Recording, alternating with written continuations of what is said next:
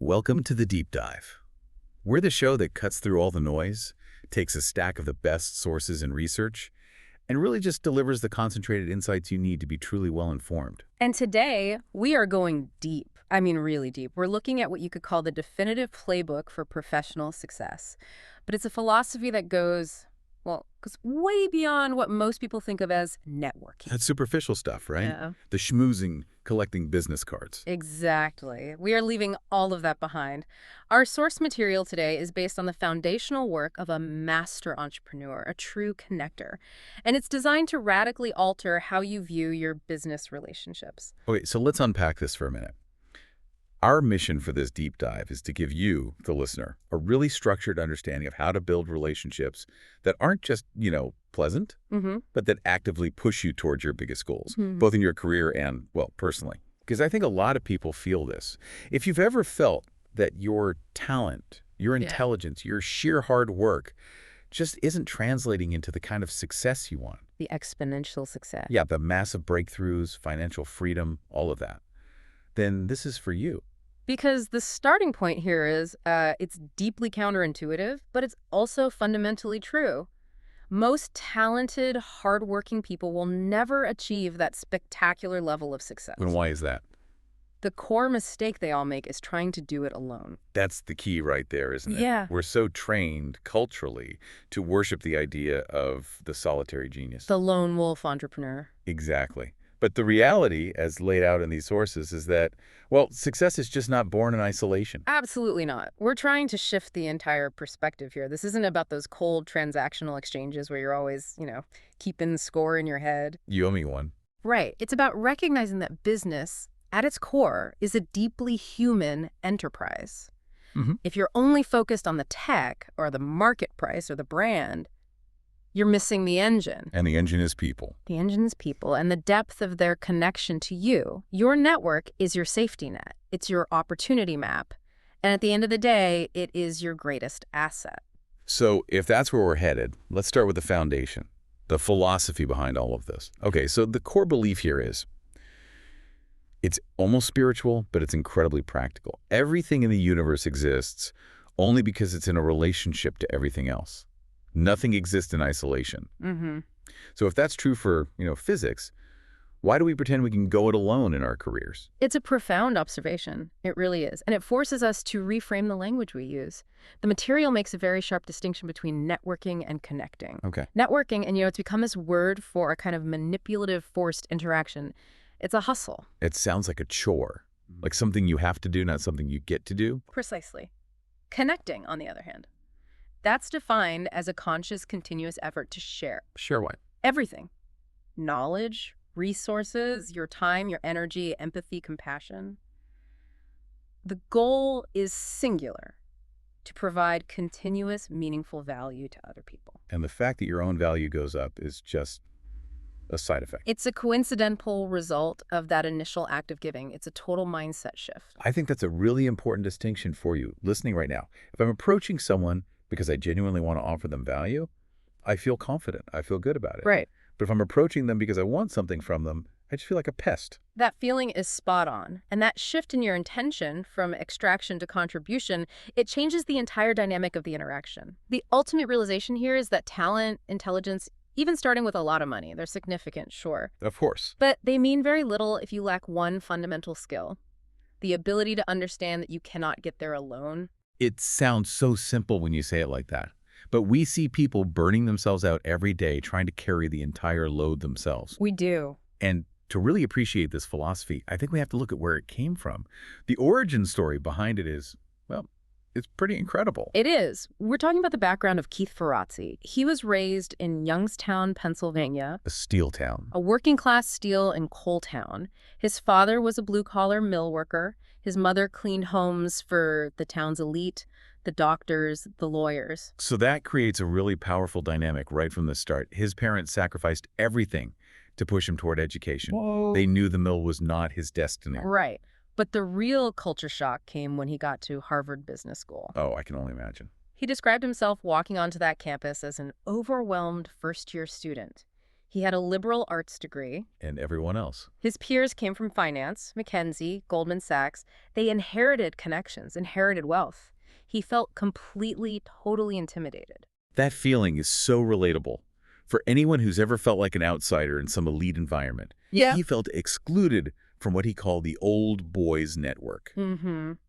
But instead of letting that fear paralyze him, he started connecting it to something he realized much, much earlier. Long before Harvard. Long before. When he Oh. was a caddy at the local country club. And while he was carrying those heavy bags for the wealthy members, he wasn't just watching their golf swings. He was watching how they interacted with each other. And what did he see? He saw a machine of mutual assistance. They were constantly finding jobs for each other, investing in new business ideas, making sure their kids got into the best schools, the best internships. It is a system. It was a system, and this was the critical turning point for him. He realized that wealth wasn't just about money. It was the network. It was the web of mutual obligations and favors they were constantly exchanging. Their social capital was their most potent asset, and this led to a profound, life-altering conclusion for him. What was it? Poverty wasn't only a lack of financial resources, it was isolation. Wow. It was the isolation from the kind of people who could help you elevate your life, your career. What stands out to me there is how empowering that idea is. The club of success. It isn't closed to you just because of your background. No. It's closed to you if you don't understand the rules of the game, the rules of connection, and, as we're learning, generosity. And that brings us directly to the foundational lesson he learned back on that golf course, long before business school, from a pivotal figure named Mrs. Poland. Mrs. Poland, the lumberyard owner's wife, right? That's her. She was one of his regular clients when he caddied, and he went above and beyond for her. He would walk the course before her tournaments to test the speed of the greens, find the toughest pin placements. He really cared. He treated her with incredible care, and in return, she didn't just give him bigger tips, she helped him in life. She made sure he met the influential people at the club who could genuinely help his career path. So the lesson was that this reciprocal care and kindness, that was the real currency. That was the highest form of currency. And that leads us to the core secret of success, which really it can be summed up in just one word. Generosity. Generosity, that's right. And this has to be a tough-minded, strategic generosity, not just soft-hearted. His own journey proves it. His father asked the CEO, Alex McKenna, for help, which led to a scholarship. Later, Elsie Hellman, a major political figure, lent him money and advice to go to business school. And they gave because he was prepared to ask, but also prepared to give back however he could. It's a perpetual state of giving and receiving. The sources really emphasize this idea that by constantly putting people in contact with each other, sharing your time and resources freely, the pie just gets bigger for everyone. It's not a zero-sum game. And yet this is where the big psychological hurdle comes in for so many people. It is. Many people, they just instinctively refuse help or favors. They'll say, oh, I can't accept that. I don't know if I'll ever be able to repay you, or I don't want to be obligated. They see it as a financial debt that has to be paid down immediately. Right. They're afraid that this relational equity is a finite thing. If they take a slice of the pie, they feel guilty because there's less for the person who gave it. And that is the complete inversion of how relationships actually work. How so? Relationships are not finite resources. They're like muscles. The more you use them, the stronger they get. Exactly. The more you work them by giving, by receiving, by being vulnerable and showing up for others, the stronger they become. A robust network thrives on this recognition of mutual need. Okay, so that raises an interesting question. If I'm truly practicing generosity, but I'm also, tracking my network and using an action plan, Yeah. does that strategy undermine the sincerity of it all? That is a crucial point, and the sources are very clear on this. If your intention is purely transactional, if you're only giving so you can get something back, The whole thing collapses. the whole system collapses because people can sense insincerity from a mile away. The strategy just ensures that you're intentional about who you offer value to. It aligns your generosity with your ultimate mission. But the drive has to be real. The underlying drive must be genuine care and a desire to see other people succeed. I think The Warning Tale of Hollywood David is the perfect illustration of what happens when you swap out real generosity for a strategy of hoarding. Oh, absolutely. David was an entrepreneur in the entertainment world. He meets Ferrazzi for coffee, and Ferrazzi's trying to break into that industry, right? Right. So he asks David for a simple introduction to a senior executive at Paramount who happened to be a mutual friend of theirs from business school. A simple ask. Yeah. And David's response was it was brutal in how short-sighted it was. It was. David flatly refused. He said he needed to, and I quote, save that relational equity for himself. He literally saw his goodwill as a finite amount of collateral that he was only willing to spend on himself. He was hoarding it. He thought there was only so much to go around. He was hoarding it until essentially there was nothing left to hoard. And the devastating aha moment that David totally missed is this. It is the exercising of that equity that actually builds more equity. Right. A relationship atrophies if it's not used. You don't build a strong muscle by sitting on the couch and saving its energy for some future competition. You don't. And the result for David, 10 years later, he had completely vanished from that small, hyper-connected entertainment world. He ran out of equity precisely because he refused to spend it. Exactly. In our modern economy, lifetime corporate employment is a thing of the past. We're all effectively independent free agents.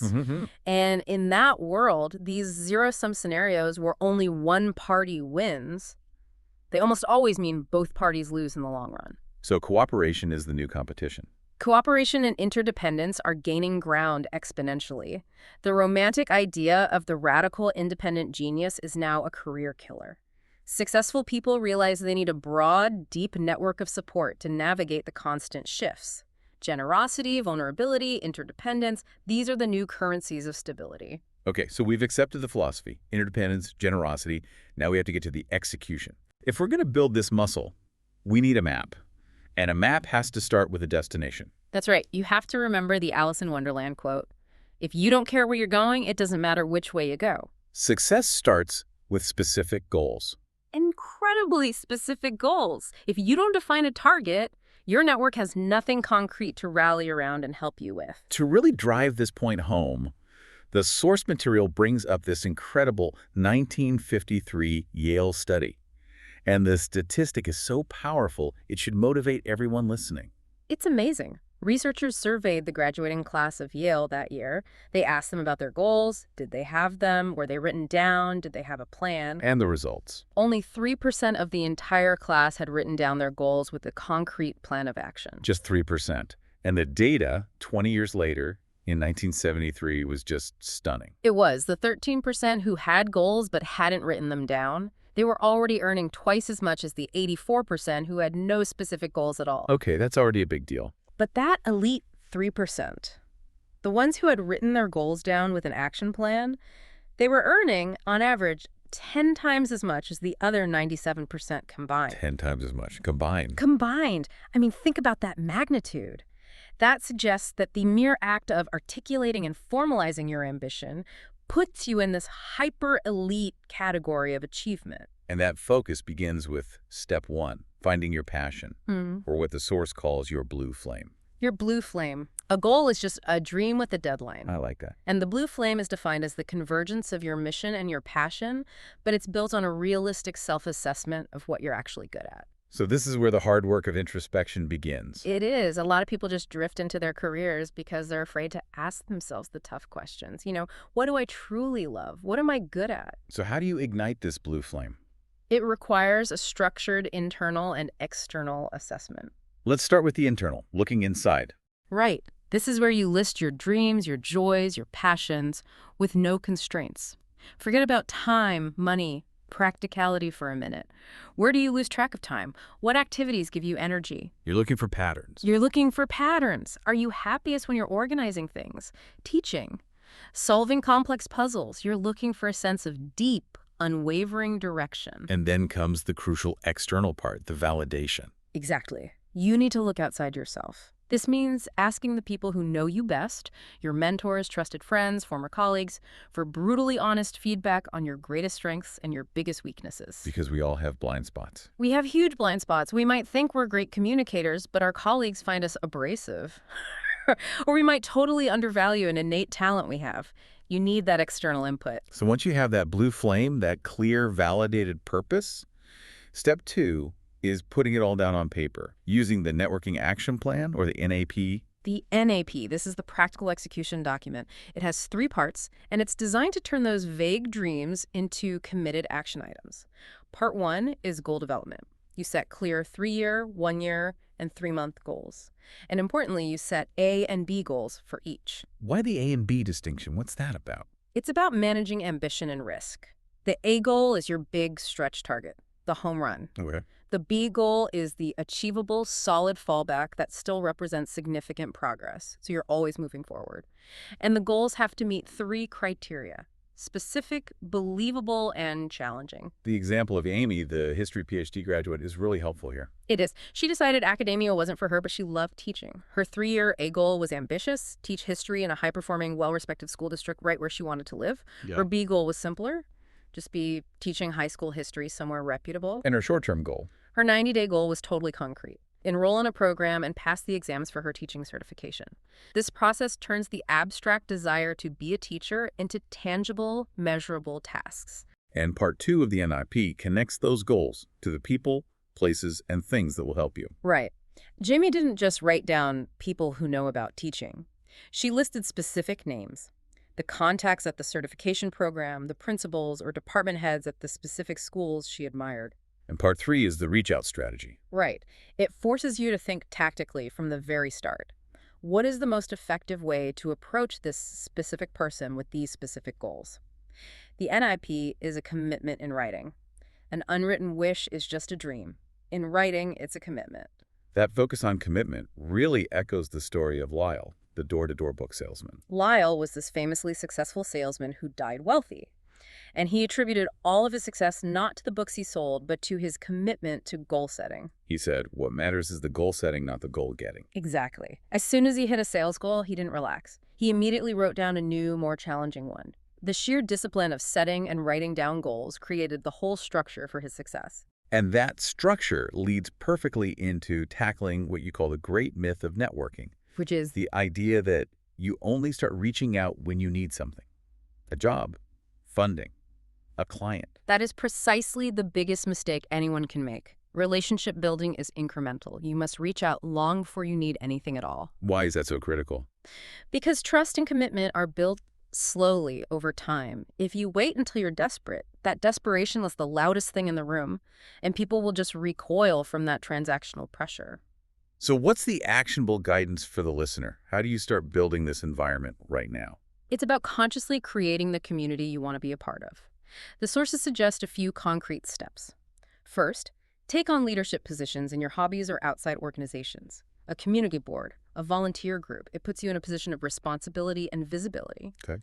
Second, join alumni clubs or professional groups related to the career you want, not just the one you have. And third, enroll in a class, even just a night class, something related to a job you want in the future. It immediately inserts you into a network of people who share your goals. and this whole process should start not with strangers, but by mining your existing network, what's described as the overgrown jungle. We all have one. We tend to focus only on our immediate friends and colleagues, but the true potential is so much wider. You need to investigate the contacts of your spouse, your siblings, your parents' friends, even your doctor, your lawyer, your mailman. Everyone is a portal to an entirely new, warm set of contacts. It changes the mental framing completely. I'm not cold calling a stranger. I'm asking my brother if I can talk to his old business school roommate about my goals. That's already a warm introduction. Exactly. The biggest hurdles involve cold contacts, but the first 90 days of your NIP should be about systematically mapping and approaching people who are already at least tangentially connected to your world. So once you have your mission, you've identified the key people. The final non-negotiable part of preparation is crucial. Do your homework. Spectacular preparation. Never, ever underestimate the power of preparation. It's what makes you sound like a genius. Even if you just found the information 5 minutes ago, you should never leave who you meet or what they think of you to chance. And the goal here is not just to know their job title. It's about reaching beyond that abstract title to understand them as a human being. This is where the one-page synopsis comes in. Before any meeting, you should be able to create a one-page summary of this person's life. Their hobbies, their current business challenges, their personal goals outside of work, and their proudest achievements. Where do you find all this information in today's world? The sources are boundless now. Google searches, LinkedIn profiles, corporate news releases, trade journals. LinkedIn, especially, can reveal past projects or nonprofit boards that tell you more about a person's passions than their current job. What about for big companies? If you're meeting someone from a large public company, read their annual report. It gives you direct insight into the challenges their company is facing, which you can then offer to help solve. The appreciation a person feels when you're informed enough to just comfortably step into their world and talk knowledgeably, it's incredible. It satisfies that deepest human craving to be appreciated and understood as an individual. And we see a perfect illustration of this with the anecdote about connecting with John Pepper, the former CEO of P&G. A great story. Ferrazzi was at a conference and knew Pepper was someone he needed to meet. Instead of just walking up and saying, "Hi, I admire your work," he did his homework.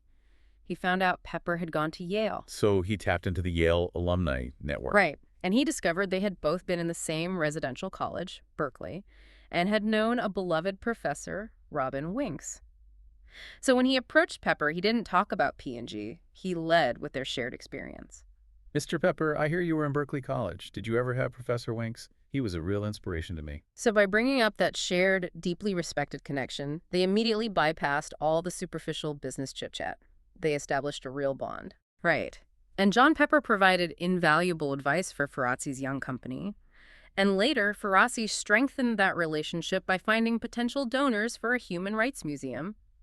Pepper was passionate about founding. That's the reciprocity in action. Exactly. He wasn't connecting to P&G, the corporation. He was connecting to John Pepper, the human being, the Yale alumnus, the philanthropist. The lesson is crystal clear. Armed with knowledge about a person's passions, needs, or shared history, you can turn a quick, forgettable encounter into a genuine, lasting relationship. All right, we have the mindset, we have the strategy. Now we get to the tactical work, the actual act of reaching out. And this requires a mental shift, what the source calls the genius of audacity. You have to tackle the psychological barrier head on. That's the fear of rejection. This is what keeps 90% of people stuck in their existing comfortable networks. So audacity is what exactly? Audacity is simply the willingness to risk embarrassment for the sake of opportunity. And the source material has this amazing anecdote from childhood to help conquer this fear. Yeah. The big wheel tricycle story. It's fantastic because it's so humble. Ferrazzi's father, the uneducated steelworker, was a man of immense pride, but he was also audacious. He not only approached the CEO for a scholarship, but one day, driving home, he spots a broken big-wheel tricycle tossed in a wealthy neighbor's trash. And he stops the car. He stops the car, gets the tricycle, and knocks on the neighbor's door. Wow. I mean, think about that moment. He looks this wealthy neighbor in the eye and says, "I spotted this big wheel in your trash. Do you mind if I take it? I think I can fix it. It would make me feel wonderful to give my son something like this." So he risked the embarrassment of basically saying, I'm poor enough to dig through your garbage, but he did it for his son. And the lesson for Ferrazzi was profound. Mm. The worst anyone can ever say is no. Audacity creates opportunity. The choice isn't between success and failure. It's between risking nothing, which guarantees mediocrity, or risking embarrassment, which at least gives you a shot at greatness. That's it. You have to commit to living a life where you ask for what you want and what you need. And for the listener who struggles with shyness, what are the actionable steps to build this muscle of audacity? There are a few. First, find a role model, someone who effortlessly engages strangers, and just observe their techniques. Second, enroll in something like Toastmasters. It's a low-stakes environment to practice speaking and handling pressure. And third, this goes back to the NAP, get involved in your hobbies and become a leader there. Right. Even running a book club meeting builds confidence. And finally, the just do it step. Set a goal of initiating one meeting, even a 5-minute chat with one new person a week. That consistent, low-stakes practice just normalizes the fear of rejection. So once you've built up the confidence to reach out, we get to the heart of the tactical execution, warming the cold call. And the central principle here is unforgettable. Which is? Cold calls are for suckers. I don't call cold, ever. Okay. The goal is to ensure that even when you're reaching out to a complete stranger, your call is immediately perceived as warm, credible, and focused on value. The source uses the example of Jeff Arnold, the founder of WebMD. Brilliant example. He and his partner had this new technology for digital content, and they needed to partner with Sony Electronics. But they didn't know the decision maker, a guy named Serge Del Grosso. So Ferrazzi steps in to help. But he doesn't call Serge directly. No. He uses the concept of drafting off credibility. He found out Sony's marketing agency was led by a close friend of his, John Partilla. And he called Partila and framed the introduction as a gift to Partila. Exactly. He offered Partilla two things: the chance to meet a brilliant entrepreneur, Jeff Arnold, and the chance to look like a hero to his Sony client by bringing them a potential game-changing partnership. So Partila was thrilled, sent a warm introductory email to Serge Del Grosso. But even with that intro, Serge was busy. He didn't reply right away. This is where the 4 rules of warm calling really shine. Ferrazzi finally catches Serge on his direct line at 6:00 p.m., an unusual time. He knows he has maybe 15 seconds to hook him, and he launches into a pitch that incorporates all 4 rules, one after the other. Okay, rule 1, draft off reference. He conveys credibility immediately. Hi, Serge. It's Keith Ferrazzi. John Partilla talked highly of you, and I'm a friend of Jeff Arnold, the founder of WebMD. He anchors the call in 2 names Serge already recognizes and respects. That makes him stand out from all the anonymous noise. Rule 2, state your value proposition. And this is critical.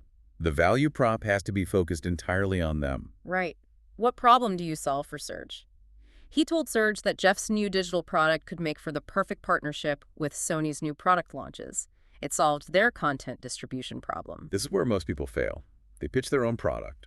This script pitches a solution to the client's problem. It's entirely client-centric. You have to make it clear, within seconds, why this person should not try to get off the phone. Okay, rule 3, impart urgency and convenience. Be quick, be convenient, and be definitive.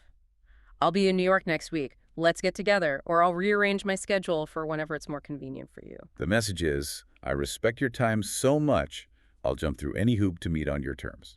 Exactly. And finally, rule 4.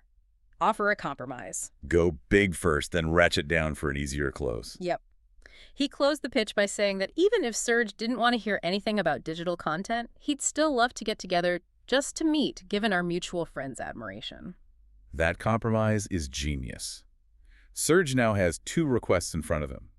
A big one, the partnership talk, and a small one, just a casual meet and greet. It's much harder to say no to the small request after hearing the big one. And that pitch secured the meeting. The objective of the warm call is not to close the deal, it's just to get the appointment. So this all brings us to a tactical reality of the corporate world. Managing the gatekeepers artfully. Ah, yes, the gatekeepers, the administrative assistants, the secretaries. They are not obstacles you have to bypass. They are minority partners and lifelines. The source material is very blunt about this. Every time you try to go head-to-head with an executive assistant, you will lose. You will lose, every time. The person who truly runs the calendar and the office often has more day-to-day power than the executive themselves. And this is perfectly illustrated by the Mary Abda Pat Lecanto incident. A painful story. Ferrazzi arrives as the new chief marketing officer and hires a young, loyal assistant named Jennifer. Jennifer immediately clashes with Mary Abdo, the longtime, incredibly powerful assistant to the CEO, Pat Lecanto. And Ferrazzi, being new to the job, he made the fatal mistake of siding with his new assistant. He did. He asked Mary to just work harder to get along with Jennifer. Big mistake. And the consequences were swift and immediate. Office life became a bureaucratic hell. Suddenly, access to the CEO was blocked by scheduling conflicts that never existed before. His expense accounts were micro-scrutinized. It was a nightmare. Until the CEO finally sat him down. Yes. Pat Lecanto looked him in the eye and said, "Keith, Mary likes you. But when it comes to these operational issues, she runs this place." He explained that Mary had been with him for decades. She was his trusted confidant, advisor, scheduler. An executive assistant holds enormous institutional memory and social power. A huge amount. So how did he fix it? Jennifer graciously resigned. And when Ferrazzi went to hire his next assistant, he made 2 crucial, humbling moves. First, he asked Mary to pre-screen all the candidates. Second, he explicitly told the new hire that they were to follow Mary's instructions implicitly. And life immediately got easy again. Immediately. It proves these relationships are based on mutual respect. You make them allies, not adversaries. And we see the positive side of this with the Newsweek sales rep example, a guy named Kent Blossel. A great counterexample. Kent was a sales rep trying to land a contract with Ferrazzi's company. Instead of hounding Ferrazzi, he focused on Jennifer, the assistant. What did he do? He called her weekly, being deferential and overwhelmingly kind. He wasn't aggressive or demanding. He sent small tokens of appreciation, chocolates, flowers. He cultivated her as an ally. Exactly. And Jennifer eventually insisted that Ferrazzi meet Kent because, she said, she felt he was different and had an innovative approach. She felt personally invested in getting him the meeting, and that meeting led to a huge contract. All because the gatekeeper was treated with dignity and cultivated as an advocate. Okay, moving into some advanced techniques. The philosophical commitment has to be paired with consistent maintenance. The core principle here is never alone. Visibility and cloning. Right. Invisibility is a fate far worse than failure. You must always be reaching out, always be visible. And the key insight here is efficiency. Hard work doesn't mean working long, it means working smart. Yes. Building a network should not feel like a chore, like slogging through mud. Yeah. If it feels painful, you're either misaligned with your blue flame or you're just doing it wrong. It should be a source of fun and synergy. So how do you work smart when your schedule is just packed? You Yeah. clone the event. This is brilliant multitasking. If Ferranti had a short trip to New York and needed to catch up with 3 important people, say a former Lego president, a Broadway video CEO, and a close friend, instead of trying to schedule 3 separate rushed coffee meetings. He just cloned the dinner and invited them all to the same one. Right, and this achieves several goals at once. He gets to catch up with everyone. He potentially generates new creative synergy by mixing contacts from different worlds. And it makes the whole experience more interesting for the guests. Nobody wants another boring one-on-one business lunch. That synergistic growth is supported by Metcalfe's law, right, applied to networking. That's it. The law states that the value of a network grows proportional to the square of the number of its users.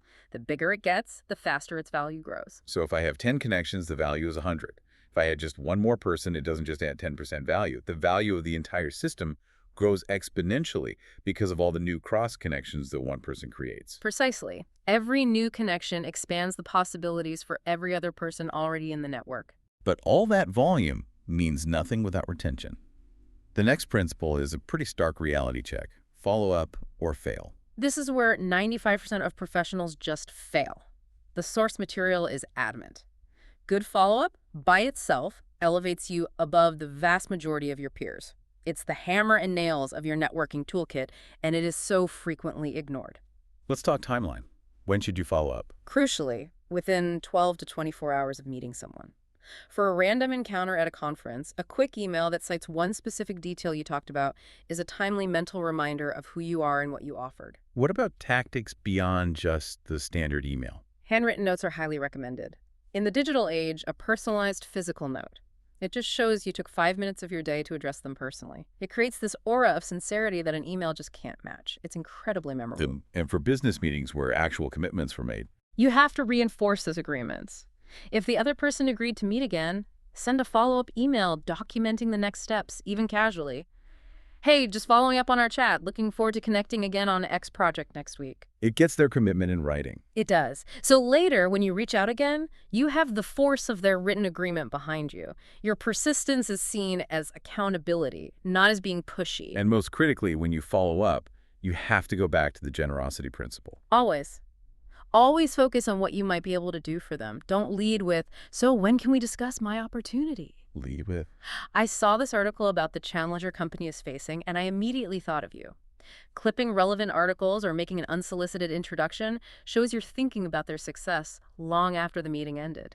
It turns you from a pest into a valued, proactive resource. Okay, now let's look at optimizing who we connect with. The idea of super connectors.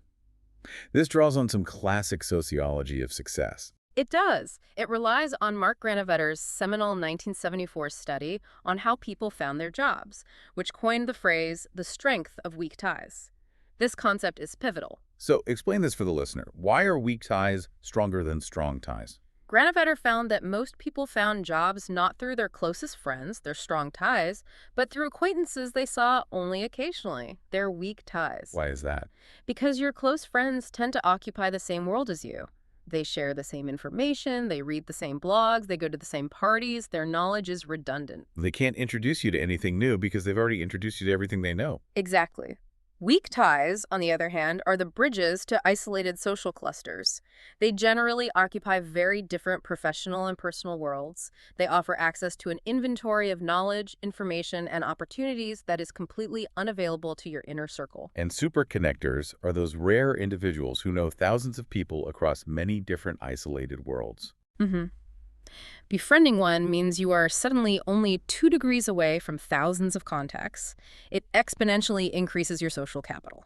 So the source identifies specific professions where these superconnectors tend to congregate. Let's run through them. Okay, first, restaurateurs.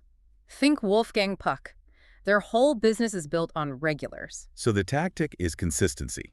Become a regular at a high-end place, treat the staff well, and the owner will often be eager to introduce you to their other clientele. Right. Second, headhunters or recruiters, professional matchmakers. And the best way to connect with them is not to ask for a job. No, it's to help them with a search.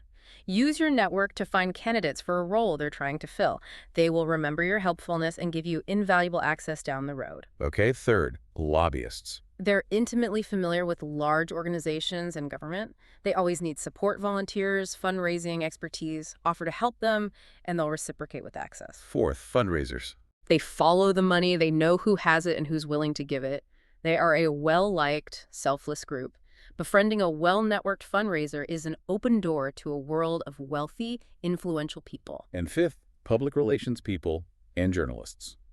PR people are the gatekeepers to media.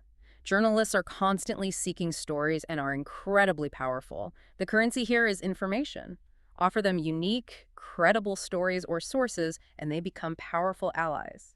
And finally, a really efficient way to enlarge a network, partnering and host committees. Why rely only on your own time and energy when you can exchange networks? It's a collaboration based on trust and mutual benefit. The Hotel Bear example is a perfect template for this. It is.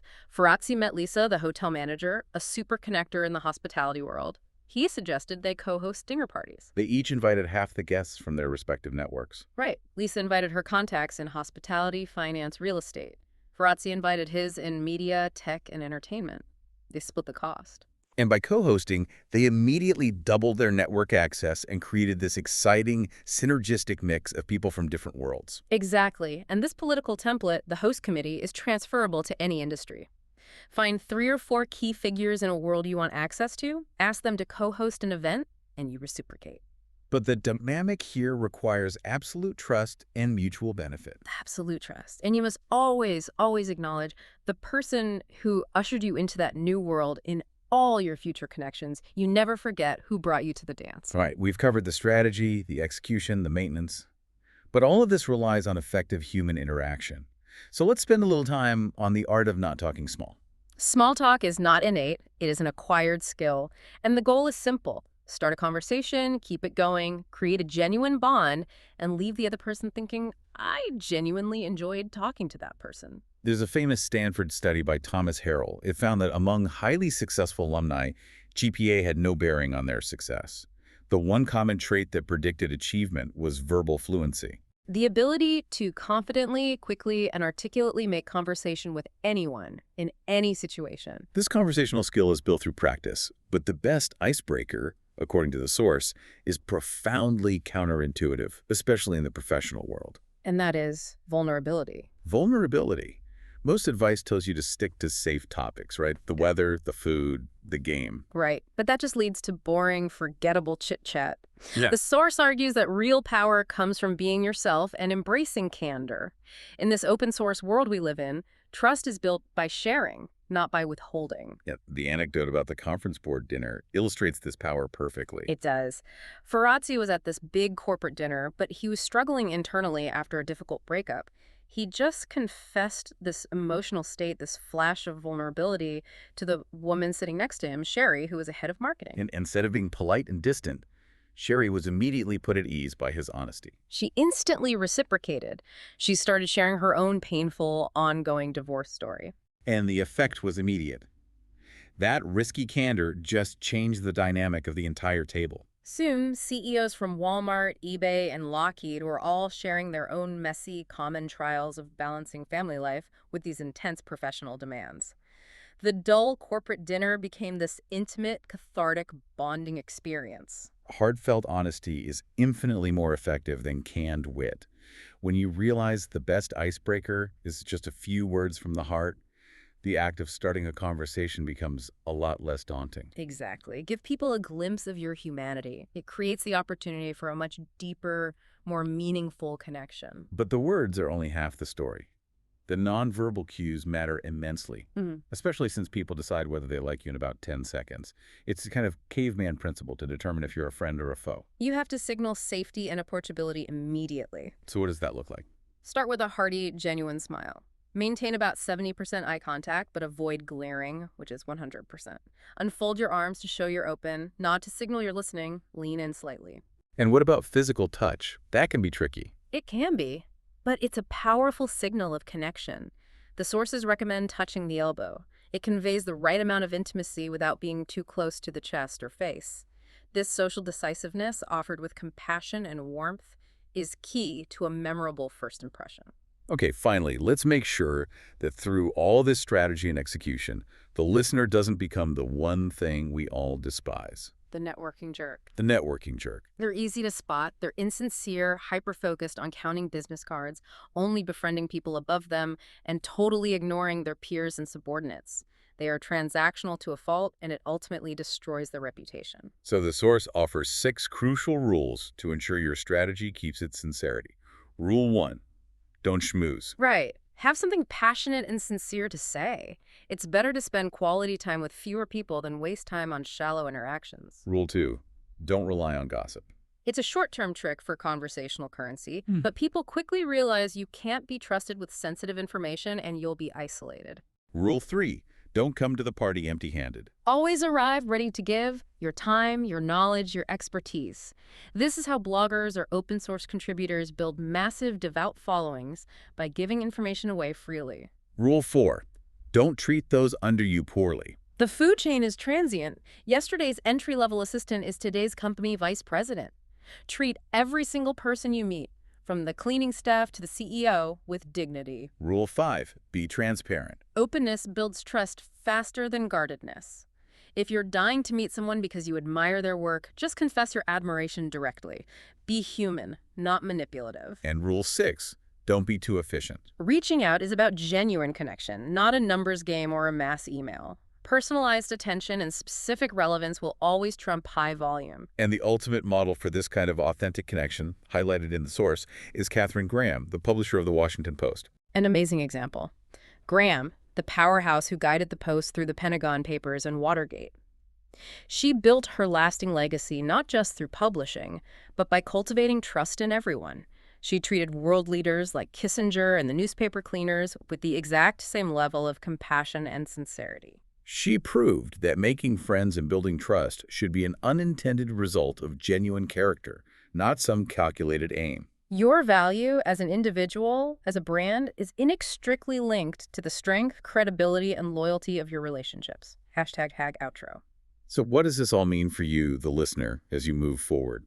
We've covered a massive amount of territory today, but this entire philosophy of success through connection, it can really be synthesized into 2 critical components. The philosophical commitment and the disciplined execution. The philosophical commitment is centered on that radical generosity and vulnerability, recognizing that interdependence is the only path to massive success, and that hoarding relational equity, as Hollywood David learned the hard way, is a guaranteed career killer. And the disciplined execution involves finding your blue flame, creating and tracking your networking action plan, committing to spectacular preparation before every single meeting, mastering the warm call, and treating every gatekeeper as a trusted ally. In a world where corporate loyalty is pretty much extinct, your network provides the loyalty, the security, and the constant stream of opportunities that companies use to promise their lifetime employees. Your network is your primary support structure. We want to leave you with one final, provocative thought that connects all of this way back to history. Think about Paul Revere's famous midnight ride. His success was not just about the technical signal, 1 if by land, 2 if by sea. It was about his network. Paul Revere was a silversmith, but he was also a master connector. He belonged to dozens of clubs and societies. He was friendly with everyone from the local sexton to the military heads. When he rode, he succeeded not because he was fast, but because he was so well connected. He knew exactly which person to contact by name in every single village he visited. The one person who had the key, the one person who controlled the message. He was only 2 degrees away from everyone he needed to complete his mission. So the provocative thought for you to mull over is this. If your career or your mission depended on immediately calling the one person in your city who could help you, how many different powerful worlds not just your immediate social circle, which you have access to right now. It's time to assess and actively build your social capital. So we encourage you to commit to setting that first goal using the NFP structure. Identify one connector that currently exists as a weak tie for you, and commit to making that first authentic warm call this week. That's it for this deep dive. Thank you for listening. We'll see you next time.